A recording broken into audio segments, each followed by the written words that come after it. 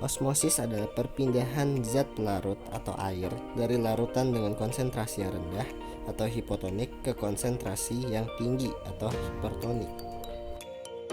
Difusi adalah perpindahan zat dari larutan dengan konsentrasi tinggi hipertonik ke konsentrasi yang lebih rendah hipotonik. Perbedaan utama antara osmosis dan difusi terletak dari jenis partikelnya. Pada osmosis, yang berpindah merupakan zat pelarutnya atau airnya, sedangkan pada difusi yang berpindah merupakan zat terlarutnya.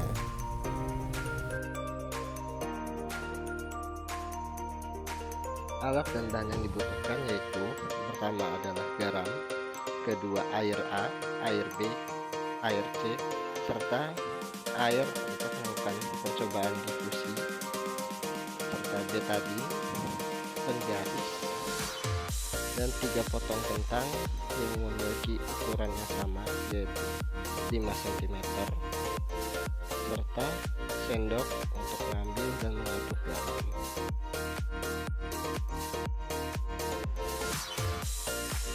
Pertama-tama kita siapkan larutan garam pada gelas B dan gelas C dengan memberikan 1 sendok makan garam di gelas B dan 2 sendok makan garam di gelas C.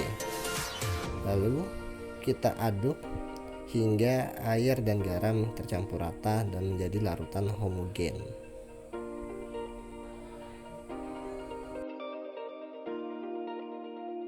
Lalu kita masukkan masing-masing gelas dengan potongan kentang dan kita tunggu selama 1 jam.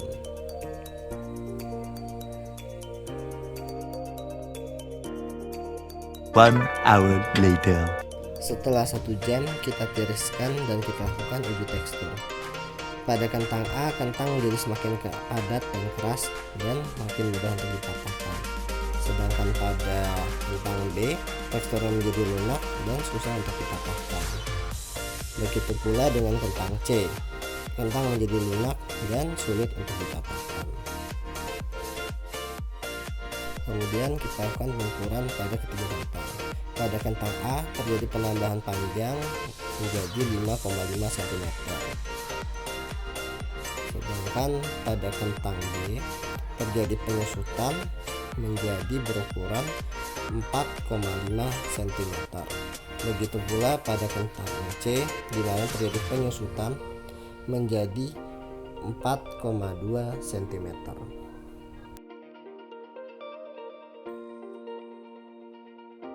Menurut teori larutan, di dalam sel kentang terdapat mikromolekul dan makromolekul yang terlarut di dalam sitoplasmanya, sehingga konsentrasi di dalam sel kentang lebih besar atau hipertonik dan air mineral bersifat hipotonik, sehingga zat terlarut akan berpindah menuju kentang dan terjadilah peristiwa osmosis. Pada kentang B dan C, sitoplasma sel bersifat hipotonik dibandingkan air garam yang hipertonik, sehingga zat terlarut atau air akan berpindah keluar menuju air garam.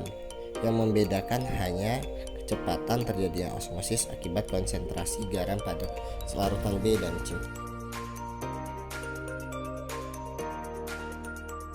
Pada percobaan difusi, kita akan menggunakan betadin sebagai zat dengan konsentrasi tinggi atau hipertonis. Di dalam betadin terdapat berbagai zat serta air mineral sebagai zat dengan konsentrasi rendah atau hipertonik. Lalu kita teteskan betadin ke dalam air dan kita tunggu selama beberapa saat sambil mengamati apa yang terjadi pada air mineral.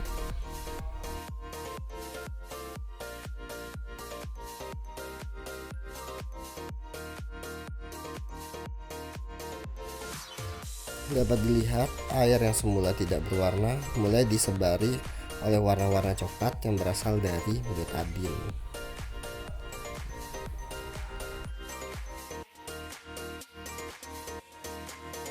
Kita akan percepat proses persebarannya dengan mengaduknya.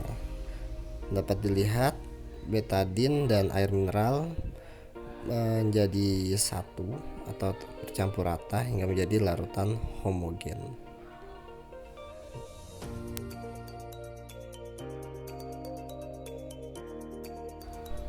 Peristiwa melarutnya betadin di dalam gelas itulah yang dinamakan peristiwa difusi, di mana zat yang dikandung oleh betadin akan berpindah sehingga lingkungan atau air yang awalnya hipotonik akan disebari oleh zat yang dikandung betadin. Peristiwa ini akan berlangsung hingga air mencapai kondisi isotonik atau konsentrasi yang sama.